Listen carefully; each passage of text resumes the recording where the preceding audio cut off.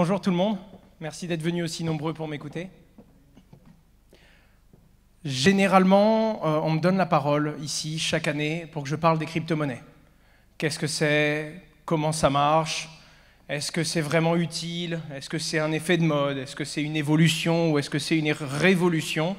Mais là, cette année, ils ont changé la consigne et je dois avouer que je suis un peu moins à l'aise avec parce que je la connais beaucoup moins, cette consigne. Et cette consigne, c'est pas pour expliquer comment marchent les crypto-monnaies, mais au contraire répondre à la question, est-ce que 2020 et 2021, c'était l'année, c'était un cap pour la légitimité des crypto-monnaies? Est-ce qu'elles sont aujourd'hui légitimes? Et est-ce que maintenant, enfin, on peut dire que les crypto-monnaies ont une place qui ne sera tout simplement pas remise en question? Je vais commencer juste par vous poser une petite question. Je vais vous demander de lever la main si vous êtes concerné par ce que je vais dire. Et si vous avez levé la main, la laissez lever, parce que je vais poser 2-3 questions pour voir exactement à qui je m'adresse. La toute première question, c'est est-ce que vous pouvez lever la main si vous détenez des crypto-monnaies? Rien que pour ça, ça répond presque à la conférence. Est-ce que vous pouvez... Gardez la main levée, gardez s'il vous plaît. Maintenant, est-ce que vous pouvez lever la main si vous avez songé à en acheter ou si vous vous êtes renseigné? D'accord. Et maintenant, levez la main si vous avez déjà entendu parler au moins une fois de Bitcoin, de blockchain ou de crypto-monnaie. Voilà. C'est mon introduction.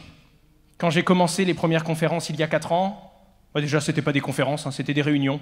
Autant vous dire que j'étais assis devant, on était 4. Alors à quoi bon avoir un micro puis avoir une salle aussi grande? C'était pas nécessaire. Au début, c'était une idée, on ne comprenait pas, c'était barbare. Qu'est-ce que c'est? Des nouveaux termes, des nouveaux mots, à quoi ça sert? Et petit à petit, on en arrive à cette situation. Est-ce que les crypto-monnaies ont passé le cap de légitimité? Et est-ce que ça y est, c'est une révolution dure qui va évoluer et qui va petit à petit finir dans notre poche jusqu'à une phase évidente où on l'utilisera sans même savoir comment ça fonctionne. Comme Internet d'ailleurs. Hein. Beaucoup de gens ne savent pas ce qu'est le protocole TCP/IP. Pourtant, on utilise Internet toute la journée. C'est devenu évident. Alors je vais vous raconter cette petite histoire en 4 étapes. Et la toute première étape, c'est l'adoption. Il s'est passé quelque chose, je pense que vous n'êtes pas sans savoir qu'il y a eu une grosse crise sanitaire, qui est toujours en cours d'ailleurs, et ce qui s'est passé, c'est qu'en 2020, tout le monde commence à avoir peur. Il arrive quelque chose que l'on ne connaît pas. Beaucoup de gens se retrouvent du coup en confinement, et ça a ouvert plein de possibilités pour le monde des crypto-monnaies. La première chose, c'est qu'au début de cette crise, la bourse va mal, beaucoup de choses swing, les entreprises se portent mal, on a plein d'incertitudes, on nous parle d'une crise économique qui pourrait devenir une crise financière, les gens ont peur, des gens se frappent pour avoir du papier toilette, bref, plein de choses qu'on n'était pas forcément prêts à vivre et qui nous ont fait ressentir, surtout à nous qui vivons en Europe, dans des pays développés, beaucoup de gens ont ressenti pour la première fois de la peur. Comme si on ne pensait pas qu'on pouvait avoir des problèmes, on pensait que c'était au-dessus de nous, on pensait que ça ne nous arriverait jamais à nous. Et maintenant, on a peur. Alors que dans certains pays en développement, ces gens connaissent très bien ce sentiment qu'on a découvert pour la première fois. On se retrouve donc chez nous, enfermés, on n'a pas le droit de sortir, ou alors un petit peu pour prendre le soleil, mais c'est quand même très limité. On a du temps, on a peur, et puis beaucoup de gens se disent « Non mais attends, mais qu'est-ce qui se passe si demain ma banque elle fait faillite? Qu'est-ce qui se passe s'il y a tout le monde qui va retirer d'un coup? Qu'est-ce qui se passe si d'un coup on me dit que je suis garanti par le gouvernement, mais le gouvernement perd les pédales et s'en sort pas ?» Et il y a des gens qui, même si on est passé très loin de tout ça, il y a quand même des gens qui se disent « Mais je me suis jamais posé la question. Je ne me suis jamais demandé. Et si ça se passait comme ça ?» Et du coup, les gens se renseignent. Les gens se renseignent. Et on a un Bitcoin qui a plongé au début de la crise Covid. Le Bitcoin a été touché les 3000 $. Et à ce moment-là, les gens sont en confinement. Les gens se renseignent sur la crypto-monnaie et tous les investissements alternatifs. Beaucoup de gens se tournent vers l'or et vers les crypto-monnaies, qui sont 2 méthodes pour conserver de la valeur et pour pouvoir avoir de la valeur et la dépenser, sans pour autant être tout simplement assujetti à son compte en banque et aux différentes solutions que la banque propose. Et à ce moment-là, les crypto-monnaies commencent à exploser. Bitcoin va donc taper son ATH, la plus haute valeur qu'il n'ait jamais atteinte, le all-time high, à 63 000 $. À ce moment-là, beaucoup de gens découvrent cette technologie, et ça nous rappelle une chose, la seule courbe de Bitcoin qui ne fait que monter et qui ne perd jamais de valeur, l'adoption. La courbe d'adoption du Bitcoin est une exponentielle, il y a de plus en plus de gens qui s'y intéressent, et globalement, très rares sont les gens qui s'intéressent à la technologie, qui en achètent, qui utilisent des protocoles, et qui finalement se désintéressent de la blockchain. Il y a de plus en plus de personnes qui en entendent parler, et comme vos mains l'ont prouvé, le monde n'est plus du tout comme il l'était avant cette crise, et encore moins comme il l'était en 2016, quand j'ai fait ma première prise de parole sur la blockchain et sur les crypto-monnaies. Donc forcément, comme on a du temps, on prend le temps de se renseigner, on prend le temps de trouver des alternatives, et comme on a peur, on cherche des solutions. On essaye de comprendre qu'est-ce que ça propose le Bitcoin, finalement, qu'est-ce que ça apporte en plus de notre système, et qu'est-ce que ça va ajouter aux différentes méthodes de paiement que l'on a. Et c'est à ce moment-là que massivement les gens se sont tournés vers les crypto-monnaies, et qu'il y a eu une vague renforcée par la crise du Covid vers l'intérêt de ces jeunes technologies. Cette adoption massive a demandé beaucoup d'efforts à toutes les entreprises en place à ce moment-là. Toutes les entreprises dans le monde de la crypto-monnaie, les miennes y compris, étaient débordées. On a multiplié par 5 les volumes de demandes. On est passé de 10 à 15 nouveaux utilisateurs par jour à plusieurs centaines de nouveaux clients qui avaient des nouveaux besoins, qui parlaient de nouvelles crypto-monnaies, nouvelles technologies. Les gens étaient si nombreux qu'ils venaient nous apprendre les nouvelles solutions de la blockchain, parce que c'est les gens qui fuinaient. Et même si nous, on connaît bien le monde de la blockchain et des crypto-monnaies, un truc est sûr, on ne peut pas être aussi agile et se renseigner autant que 150 000 personnes dans le monde qui viennent nous poser des questions toute la journée. Et ça a accéléré ce processus. La première grosse phase pour répondre à est-ce que c'est l'année de la légitimité, c'est comprendre que dans les 2 dernières années, l'adoption des crypto-monnaies est devenue massive. On estime que 5 à 6% des Français détiennent déjà de la crypto-monnaie, et plus de 60% des gens consultés selon certaines études ont déjà entendu parler de cette technologie, contre 4 ou 5% il y a 3 ans. Ça s'accélère très très vite, et comme il y a l'effet bouche à oreille, c'est en train de prendre une direction, il n'y aura pas de retour possible, puisque les gens auront entendu parler et connaîtront cette technologie. Ça, c'était le premier point, et c'est la crise Covid qui a accéléré ce phénomène qui existait déjà. Le deuxième gros point, c'est la régulation. Il s'est passé quelque chose en 2020, c'est que pour la première fois, le monde des crypto-monnaies et de la blockchain a été encadré. C'est plus simplement un métier bizarre que l'on ne comprend pas, quelque chose où les gens se demandaient « est-ce que j'ai le droit d'acheter de la crypto-monnaie ? Est-ce que j'ai le droit de faire ça ?» Et je ne vais pas vous mentir, le tout premier métier que j'ai fait, c'était d'extraire de la crypto-monnaie en sécurisant la blockchain. Et je me demandais tout simplement « est-ce que j'avais le droit ?» Et quand je remplissais la fiche pour créer mon entreprise, on me demandait le code NAF. Vous savez, c'est le code où vous expliquez quel est votre métier. Il n'y avait pas de code NAF pour les crypto-monnaies. Ce métier n'existait pas. Et on se demandait même si on avait le droit d'exercer. Petite équipe, on est 7, 8, on commence à livrer des clients, on commence à gérer un petit peu d'argent pour eux, on les forme à la crypto-monnaie, on leur permet d'investir, on leur explique les risques, parce qu'il y a des risques sur les crypto-monnaies, et ça commence à se développer. Ça commence à prendre une bonne forme, et là où on se demandait si on allait finir les mois et si on allait payer les loyers, on commence à se dire qu'on commence à développer une bonne entreprise, et on recrute. 12, 13 personnes, on est en 2019, la crise Covid arrive, et là, très rapidement, on est débordé. Beaucoup trop de demandes, ça devient très complexe, et en plus de ça, la régulation nous tombe dessus. Alors la régulation, qu'est-ce que c'est? La régulation, c'est le pays, et globalement le régulateur financier, en l'occurrence en France, c'est l'AMF, l'autorité des marchés financiers, qui vient et qui vous dit, bon ben votre activité, elle n'était pas cadrée, maintenant elle l'est cadrée, et elle doit respecter telle et telle norme. Vous devez, tout comme certains établissements bancaires, tout comme les établissements bancaires, avoir une procédure de lutte contre le blanchiment d'argent. Même si c'est de la crypto-monnaie, il faut être sûr qu'il n'y ait pas des gens qui viennent blanchir de l'argent chez vous. Une procédure de lutte contre le financement du terrorisme. Ensuite, vous devez tracer tous les fonds qui rentrent et tous les fonds qui sortent. Alors d'accord, mais les banques, elles peuvent contacter, parler entre elles, voir d'où viennent les fonds, voir où ils partent. La crypto-monnaie, c'est pas comme ça. Ils font oui, mais ça, c'est pas notre problème. Vous allez trouver un moyen de tracer les fonds parce que vous êtes obligés. Et c'est là qu'on se rend compte de quelque chose de très compliqué, c'est que la régulation est très dure, elle est très rude. On était une petite start-up, on était une dizaine dedans, et on nous faisait comprendre qu'on allait devoir, pour avoir le droit d'exister et le droit d'exercer, on allait devoir avoir les mêmes procédures qu'une banque et que certains établissements financiers. Voire même une procédure renforcée, parce que la crypto-monnaie faisait peur aux régulateurs à ce moment-là, et donc on avait des normes encore plus complexes.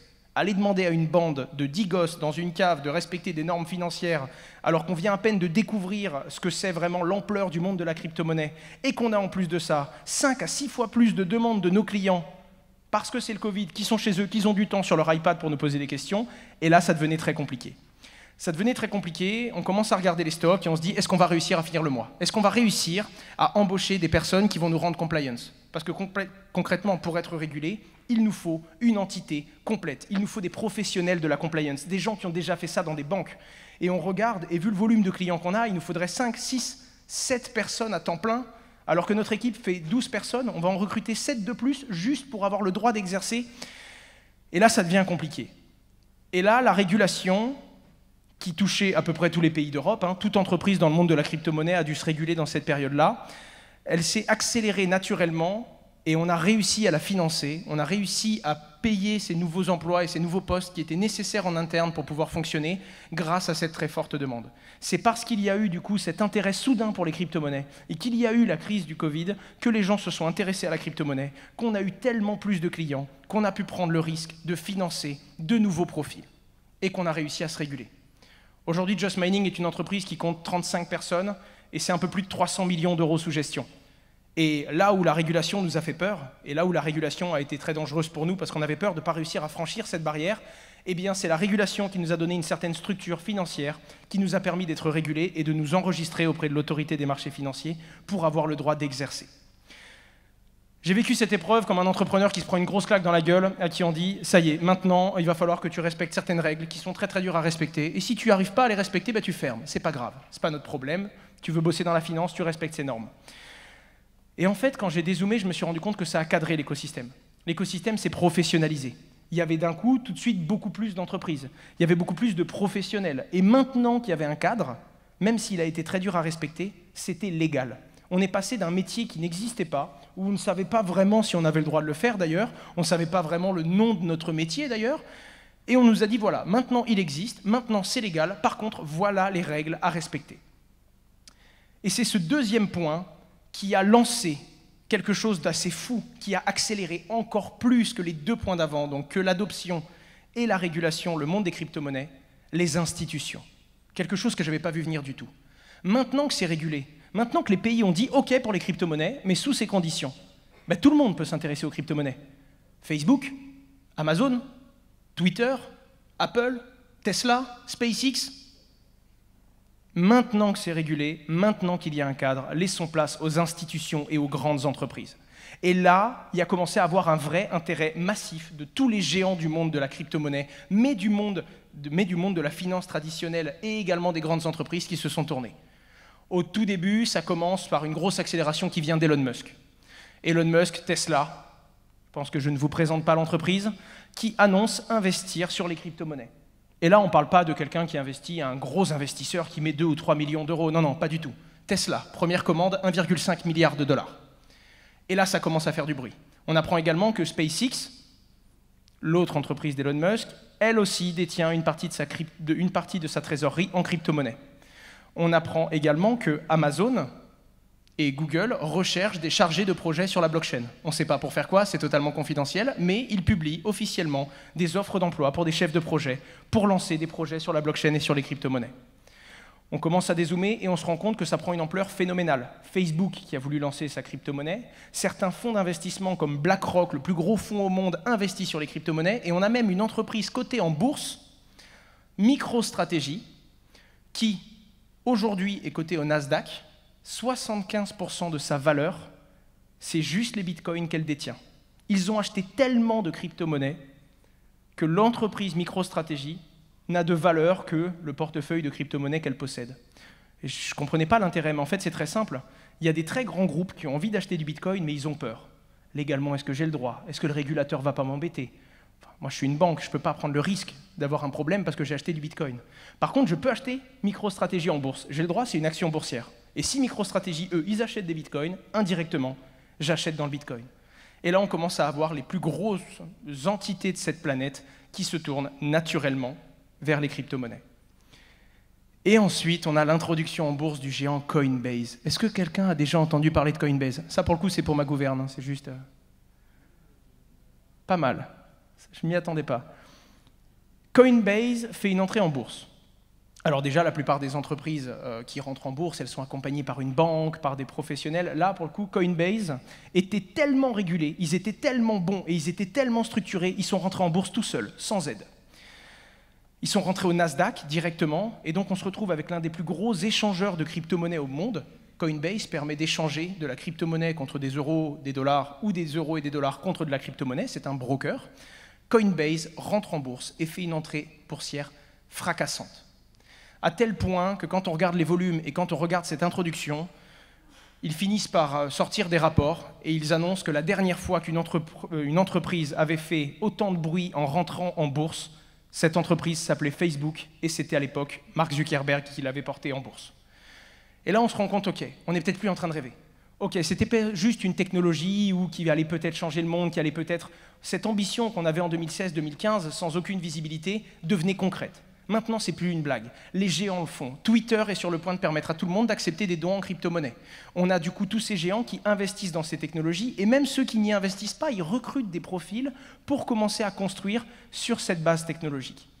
Et c'est là que quand on prend un petit peu de recul, on se rend compte qu'en fait, c'est le monde autour de nous qui commence naturellement à se tourner vers cette technologie. Il y a ceux qui construisent maintenant parce qu'ils veulent innover, et il y a ceux qui, même sans s'en rendre compte, vont utiliser la blockchain parce qu'un jour, elle sera dans une application mobile qui vous permet de vous identifier, qui vous permet de payer, ou qui vous permet tout simplement de communiquer avec quelqu'un. En France, nous avons 17 licornes. Est-ce que vous savez ce que c'est? Jouez le jeu par contre, parce que la licorne, on peut très vite tomber. Une licorne est une start-up qui est valorisée à plus d'1 milliard de dollars, qui s'est valorisée rapidement à plus d'1 milliard de dollars. On en a 17 en France. Dans les 17 licornes françaises, il y en a 8 qui sont intervenues dans les 3 dernières années. Et dans ces 8 licornes, il y en a 2 qui viennent du monde de la crypto-monnaie. Ledger, le plus grand producteur de portefeuilles pour sécuriser ses crypto-monnaies, qui est leader au monde et qui a plus de 75% des parts de marché. Presque 3 portefeuilles sur 4 qui sont utilisés par des gens pour sécuriser des crypto-monnaies sont des portefeuilles français. Et la deuxième chose, c'est Sorare. Sorare, qui est une start-up, qui a un jeu vidéo de football sur la blockchain, qui a tellement d'ampleur et qui a tellement de volume qu'il s'est valorisé à plus de 3,6 milliards de dollars. Cette folie arrive tellement vite qu'on voit énormément d'autres projets en train de se positionner en France et qui espèrent bien être les licornes blockchain de demain. Quand on dézoome sur cet écosystème et qu'on voit la croissance que ça génère, on se dit mais ça ne s'arrêtera jamais. Il y aura toujours une plus grosse entreprise, il y aura toujours quelqu'un qui va naturellement l'adopter, tout comme toutes les grosses entreprises de ce monde ont adopté Internet et cette technologie. Mais là, on a quand même une autre entreprise qui, elle, annonce la couleur. PayPal. Et PayPal, c'est pas n'importe qui. PayPal, c'est une entreprise qui, dans les années 2000, est arrivée en disant « Bon, le cash, c'est bien, les billets, c'est bien, mais l'argent doit être numérique.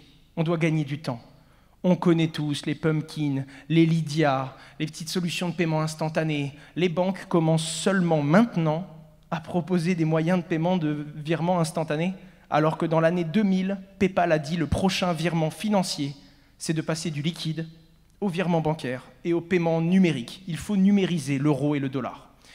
Alors quand PayPal annonce en 2020, nous allons accepter les crypto-monnaies, nous allons permettre à tout le monde de recevoir, de dépenser des bitcoins. Et toutes les personnes qui acceptent PayPal pourront accepter par défaut les crypto-monnaies. Là, on comprend que c'est le monde qui est en train de changer. Et c'est pas fini. On a Visa et Mastercard. C'est-à-dire que vous ne le savez peut-être pas, mais vous pouvez, avec une simple carte Visa, payer en crypto-monnaie de partout. En effet, quand vous allez payer en crypto-monnaie, vous avez quelque chose à régler, vous devez par exemple 15 €, vous allez mettre votre carte de crédit, et c'est votre banque qui va compenser le réseau Visa. Évidemment, ils vont prélever l'argent sur votre compte, mais c'est votre banque qui va fournir l'argent au réseau Visa pour pouvoir compenser le commerçant. Eh bien, il y a des sociétés crypto, Binance, Crypto.com, et tant d'autres qui vous proposent de déposer de la crypto-monnaie, de faire un paiement en crypto-monnaie, et en réalité, vous avez de la crypto-monnaie qui est retirée de votre compte, mais le commerçant, lui, ne le voit même pas, puisqu'il est payé en euros. Donc, n'importe quelle boutique qui accepte la carte bleue, qui accepte Visa ou qui accepte Mastercard, aujourd'hui permet à un citoyen de dépenser sa crypto-monnaie. En plus de ça, on continue d'avancer. Dans les institutions, il n'y a pas que les crypto-monnaies que l'on connaît, il n'y a pas que des crypto-monnaies très volatiles comme le Bitcoin. Ça monte, ça descend, ça swing, et c'est vrai que c'est dangereux à cause de ça. Si vous êtes investisseur débutant, faites très attention, ne jamais mettre de l'argent que vous n'êtes pas prêt à perdre. Mais le monde des crypto-monnaies a changé en plus de ça. Le monde des crypto-monnaies repose maintenant aussi sur des stablecoins, des crypto-monnaies qui sont stables, 1 € ou 1 $. À ce moment-là, vous pouvez payer en crypto-monnaie, vous pouvez avoir votre compte en crypto-monnaie, et la nuit, vous dormez bien, parce que vous ne risquez pas de voir un bitcoin qui fait moins 40% en quelques heures. On a donc des monnaies stables, et on a surtout des solutions qui permettent de les dépenser n'importe où, rapidement. Et peut-être que vous avez un livret, un compte en banque, peut-être que vous faites dormir de l'argent à 0,3 ou 0,5% d'intérêt par an. Aujourd'hui, dans le monde de la blockchain, un intérêt moyen sur des stablecoins, c'est 8 à 15% d'intérêt par an. C'est accessible à tout le monde. Et évidemment, il ne faut pas se précipiter, il faut bien se renseigner, mais n'importe quelle personne qui passe 2 bonnes heures à se renseigner et à trouver les bons outils peut avoir 10% d'intérêt sur l'argent qu'elle a sur son compte en banque. Il y a forcément plus de risques, puisque c'est une jeune technologie, mais ces rendements-là existent parce que c'est jeune, justement. Quand tout le monde utilisera ces technologies-là, quand il y aura beaucoup plus de volume, il n'y aura plus des intérêts aussi profitables, bien entendu. Juste histoire de terminer la 3e phase, qui a été les grandes institutions et ces géants qui rentrent dans le monde de la crypto-monnaie et qui ont tout bouleversé beaucoup plus vite qu'on ne l'avait fait des années avant ça. Le Paris Saint-Germain a accueilli cette année un joueur très particulier, ça a fait la une des médias trop de fois, je pense qu'on peut même dire trop, parce que là, tout le monde était au courant. Eh bien, Léo Messi, comme tout joueur de foot quand il rejoint un club, a une prime de bienvenue. C'est-à-dire que vous négociez, quand vous rejoignez un club, vous avez une prime, et le joueur, généralement, c'est un gros chèque, assez juteux, et on ne parle pas de quelques milliers d'euros. Eh bien, Léo Messi n'a pas eu de prime en euros quand il a rejoint le Paris Saint-Germain, puisqu'il a eu une prime en PSG Coin, la crypto-monnaie du Paris Saint-Germain. C'est en train d'arriver partout, dans tous les domaines, dans le monde du sport, la technologie, la communication, les infrastructures, les entreprises, partout, de tout angle. Et on se retrouve même à avoir certains joueurs de foot qui se font payer maintenant leurs primes en crypto-monnaie. C'est grâce à la régulation que des grosses institutions avaient un cadre légal et ont pu se permettre de prendre ce genre de risque. Grâce à l'adoption et grâce à un très grand nombre d'utilisateurs, les gens ont pu se réguler. Et comme les entreprises se sont régulées et se sont professionnalisées, les institutions et les grandes entreprises ont pu s'intéresser à cette technologie. Il y a un dernier point quand même qui va dans le sens de la légitimité des crypto-monnaies et dans le fait que ça y est, ce n'est plus juste un doux rêve, ce n'est plus juste un effet de mode qui va s'arrêter demain. On voit beaucoup les crypto-monnaies comme un nice to have. C'est bien, ça nous permet d'améliorer certaines choses, mais globalement le monde fonctionnait bien avant. C'est vrai, mais dans les pays développés. On arrivait déjà à communiquer, on avait déjà des virements, ok, on devait attendre 48 heures en week-end, mais maintenant il y a les virements instantanés. Globalement, les crypto-monnaies, c'est bien, mais ce n'était pas forcément nécessaire pour tout le monde, surtout quand on vit en France, par exemple. Mais il faut quand même se rappeler qu'il n'y a pas que des pays développés. Il y a également des pays émergents. Des pays qui n'ont jamais pu faire du paiement en ligne. Des gens qui ont un téléphone, qui ont Internet, mais qui n'ont même pas de brosse à dents. Sur le continent africain, il y a plus de téléphones portables connectés au réseau Internet que de brosses à dents. Il y a donc une accessibilité folle à une technologie qui nous permet à tous de communiquer, et il y a des gens, ils ne peuvent toujours pas payer par carte bleue. Pour ces gens, là où pour nous, les crypto-monnaies et la blockchain sont une évolution, pour ces gens, la blockchain est une révolution. Vous avez peut-être déjà entendu, si vous aimez beaucoup les crypto-monnaies et que vous en parlez un peu autour de vous, vous avez sûrement déjà entendu quelqu'un qui vous a dit « Ouais, mais il n'a pas de vrai prix, le Bitcoin. » Ce n'est pas un vrai prix, c'est un prix virtuel, ça vaut rien, c'est pas garanti par un État, c'est pas backé du coup par une banque centrale. Alors c'est vrai, le Bitcoin n'a pas de prix régulé. Ce n'est pas une banque centrale et ce n'est pas un régulateur qui vous donne le prix réel du Bitcoin à l'instant T. Par contre, le Bitcoin a un prix organique. Si le Bitcoin est à 47 000 $ ici, maintenant, c'est parce qu'en Afrique, aux États-Unis, en Australie, en plein milieu de l'Europe ou au fin fond de l'Asie, les gens acceptent de l'acheter et de le vendre à ce prix-là. C'est un vrai prix qui ne s'arrête jamais et personne ne peut mettre la main sur le système et le débrancher d'Internet comme on peut le faire avec la bourse quand ça nous arrange. Le Bitcoin est donc un prix qui est totalement réel. Et derrière ces fameuses critiques de personnes qui disent « Non, mais ce n'a pas de vrai prix, le Bitcoin n'est pas une vraie monnaie », eh bien sachez que Nayib Bukele, le président du Salvador, petite nation d'Amérique centrale, 6 millions d'habitants, oui, c'est petit, mais ça reste un pays, a fait voter, et l'Assemblée a voté, il me semble que c'était 63 votes sur 80, donc à la majorité, ils ont voté pour que le Bitcoin devienne la monnaie légale du pays. Ce qui veut dire qu'en plus du dollar américain, Bitcoin est une monnaie légale. Aucun commerçant n'a le droit de refuser à un citoyen du Bitcoin. Un commerçant est obligé d'accepter le Bitcoin comme monnaie. Et donc, même là, et alors que tout a avancé dans la régulation, dans l'institutionnalisation, dans les technologies, dans tout ce qu'on peut faire avec, on se retrouve à avoir des pays qui reviennent à la toute première crypto-monnaie, qui date de 2008, et qui se disent on va l'accepter en monnaie nationale, alors qu'aucune banque centrale ne garantit sa valeur, pour une seule et simple raison, on en a besoin. On souffre trop du dollar américain, et globalement, 25% de la richesse du Salvador vient des expatriés, donc toutes les personnes qui ont quitté le Salvador et qui renvoient de l'argent à leur famille sur leur terre natale. Le problème, c'est qu'on doit passer par des applications et par des entreprises pour faire ce genre de transfert. C'est-à-dire qu'on doit, quand on est en Europe et qu'on veut envoyer de l'argent au Salvador, trouver une entreprise qui est capable de faire ce transfert de fonds. Ces entreprises prennent 25 à 45% de commission sur tout l'argent qui rentre dans le pays. Bitcoin était une solution. Bitcoin a permis à tout le monde de payer en ligne. Bitcoin a permis à tout le monde de protéger sa valeur. Bitcoin a permis à tout le monde d'accéder à la blockchain et donc à d'autres crypto-monnaies qui, elles, étaient stables et donc beaucoup moins assujetties à la volatilité et à la variation des prix en permanence. Et surtout, Bitcoin a permis à ces gens de recevoir de la crypto-monnaie de tous les expatriés qu'ils avaient dans le monde sans payer aucune taxe en moins de 10 minutes, week-end et jours fériés. Et ce système ne s'arrête jamais. Et c'est drôle parce qu'on s'attendait à dire « ça y est, tout le monde utilise les crypto-monnaies, ça y est, on a le droit, ça y est, c'est régulé ». C'est pour ça que c'est la légitimité. Et pile à ce moment-là, pendant que tout ça arrive en même temps, on se retrouve à avoir un petit pays qui dit « non, nous, on va simplement l'accepter parce qu'on en a besoin ». Vous imaginez pas le bruit que ça a fait quand il a annoncé, juste après le confinement, quand son président a été à Miami devant une grosse conférence Bitcoin pour dire que ce serait le premier pays au monde à accepter cet actif et cette technologie comme monnaie légale. Ces 4 grands points me font dire que oui, c'est l'année de la légitimité pour les crypto-monnaies. Comme j'aime le dire assez souvent, et je termine toujours mes conférences à Gênes par cette citation, toute grande révolution passe par 3 phases. Ridicule, dangereux, évident. On reprend l'exemple d'Internet. C'est ridicule, jamais personne n'arrivera avec Internet ou avec un téléphone à parler sans aucun câble à quelqu'un qui est à l'autre bout de la planète en temps réel, c'est impossible. Je ne vois pas comment un Chinois pourrait appeler un Européen, c'est simplement impossible. Ensuite, on se rend compte que c'est réel, ça existe. La technologie permet de parler en temps réel à quelqu'un qui est à l'autre bout de la planète. Et là, ça devient dangereux.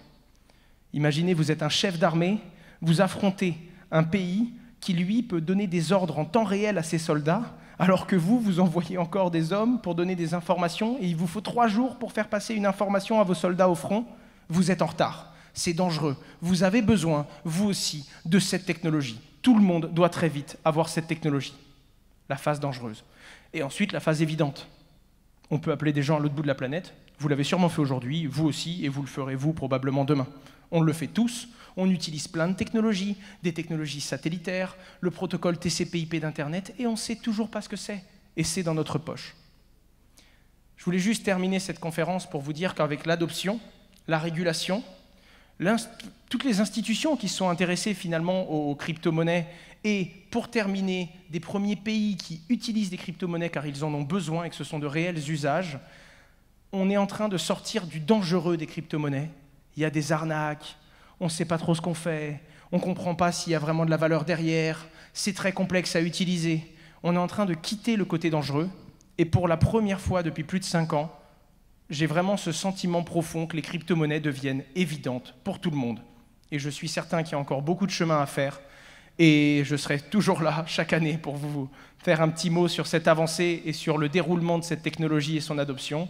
Mais les crypto-monnaies devraient très bientôt être évidentes et la technologie de la blockchain sera utilisée par à peu près chacun d'entre vous, tous les jours, même si vous n'en avez pas conscience. Merci à vous. Owen, merci beaucoup pour cette intervention. Moi, j'ai une question pour toi. Dis-moi. Comme ça, je te mets d'entrée de jeu dans le truc. C'est quoi le problème après de la volatilité, par exemple, sur ce qui s'est passé cette semaine sur le Bitcoin? Et quel est l'impact que du coup ça peut avoir pour quelqu'un qui va justement investir dans la crypto-monnaie? Alors, le risque qu'il y a, c'est que quelqu'un arrive, le Bitcoin est à 50 000 $, il en achète, on n'est pas obligé d'en acheter un, on peut en acheter 0,1 par exemple, tu mets 5 000 $, tu en achètes 0,1. Bah, si le Bitcoin se casse la figure et qu'il tombe à 47 000 $, bah, tes 5 000 $, ils valent 4 700. si jamais tu veux les remettre en dollars ou les remettre en euros pour les retirer. C'est ça le risque qu'il y a. Comme c'est une monnaie qui ne s'arrête jamais, comme ce n'est pas régulé par un organisme comme une banque centrale, c'est week-end et jours fériés, 7 jours sur 7, 24 heures sur 24. Et quand ce n'est pas les Français qui tradent, ce sont les Africains. Quand ce n'est pas les Africains, ce sont les Japonais. Quand ce ne sont pas les Japonais, etc., etc. Il y a toujours quelqu'un qui a envie d'aller en acheter ou d'en vendre. Et donc, il va se rendre sur une place et il va rencontrer la demande. Tous les gens qui veulent en acheter contre tous les gens qui veulent en vendre. Et c'est comme ça que le prix évolue. Quand il y a plus de gens qui veulent en acheter que de personnes qui veulent en vendre, le prix monte. Et quand il y a plus de vendeurs que d'acheteurs, le prix descend. C'est la loi ancestrale de l'offre et de la demande. D'accord. Est-ce que vous, dans la salle, est-ce que vous avez une première question que vous aimeriez poser? Est-ce que, alors, mademoiselle, a priori, alors, d'abord en haut, a priori, puis juste après le monsieur un petit peu plus bas. Bonjour, merci beaucoup pour cette conférence. Vous avez clarifié beaucoup de choses pour le grand public, dont je fais partie. Il y a un point de controverse que vous n'avez pas évoqué, c'est l'impact en termes de consommation d'énergie du Bitcoin. Est-ce qu'il y en a qui sont plus vertueuses que le Bitcoin? Est-ce que les critiques sont justifiées? Non, merci. Elles ne le sont pas du tout. C'est une idée reçue. À tel point qu'Elon Musk, qui s'est intéressé au Bitcoin avec Tesla, a eu des gros problèmes parce que plein d'associations écolos lui ont dit « Mais non, ça pollue, tu devrais pas ». Bon, déjà, il y a plein de choses qui polluent, mais le Bitcoin, c'est quand même une technologie qui repose sur l'électricité. Il y a plus sale comme énergie, mais bon, on relève même pas ça. Mais même plus, déjà, la Chine interdit les mineurs de crypto-monnaies, mais globalement, plus de 60% de la consommation énergétique du Bitcoin vient de sources renouvelables. Et j'aimerais vous dire que c'est parce que l'humain est un bon samaritain et qu'on va chercher de l'énergie géothermique parce qu'on pense à la planète. Pas du tout. Un mineur de crypto-monnaie, c'est un gars, une personne qui a des ordinateurs, qui font des calculs et qui sécurisent le Bitcoin. La seule dépense qu'a la machine, c'est l'électricité qu'elle dépense. Ensuite, le mineur récupère des Bitcoins en commission. Son but, c'est donc de payer moins cher possible l'électricité pour gagner un maximum de profit. Eh bien, naturellement, les mineurs se sont tournés vers les sources d'électricité les moins chères. Les sources géothermiques, l'hydroélectricité, l'excédent de génération par panneaux solaires, toute énergie que personne ne voulait ou qui était très compliquée à transporter d'un point A à un point B. C'est pour ça que la grosse majorité du réseau Bitcoin ne consomme pas d'énergie. En tout cas, pas d'énergie fossile. De la même façon, Bitcoin est l'un des rares réseaux blockchain qui fonctionne encore avec des mineurs. Dans les mêmes proportions, le système bancaire et financier consomme plus que le réseau Bitcoin. Mais même malgré ça, il y a énormément de nouvelles technologies sur la plupart des crypto-monnaies qui sont basées sur ce qu'on appelle du proof of stake, qui consomme 1000 à 10 000 fois moins que du Bitcoin. Donc non, c'est bel et bien une idée reçue. Et pour le coup, malgré toute cette connaissance-là, Elon Musk a voulu faire sa propre étude et a prouvé par A plus B qu'il y avait bien 60% de consommation d'énergie renouvelable pour le Bitcoin. Merci. Il y avait une deuxième question juste là, s'il vous plaît. Hop. Merci beaucoup, mademoiselle. Bonjour, merci pour votre intervention. Vous avez parlé de cadrage du Bitcoin, enfin de la crypto-monnaie en général et pour la France en particulier.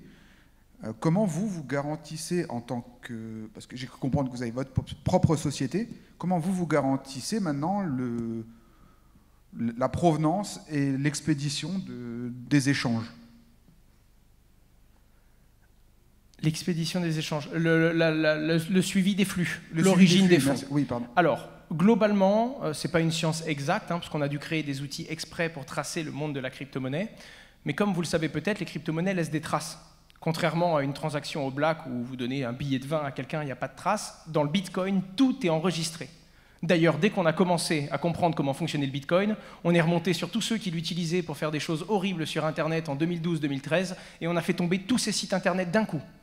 Quelle idée d'utiliser une crypto-monnaie traçable pour réaliser ce genre d'acte. Nous, on utilise Chain Analysis, une société énorme qui trace des transactions dans le monde de la crypto-monnaie et qui nous permet de vérifier dans toutes les mauvaises histoires et dans toutes les activités illicites connues du monde d'Internet si certaines crypto-monnaies qui arrivent chez nous ont été en lien de près ou de loin avec ces activités.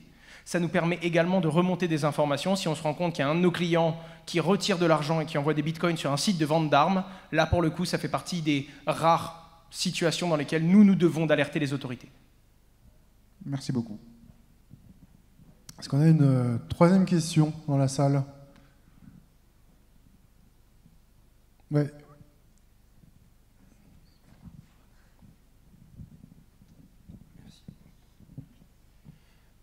Merci pour les explications, en tout cas. Moi, j'avais une question par rapport au risque systémique au niveau du fait de généraliser les échanges par Bitcoin.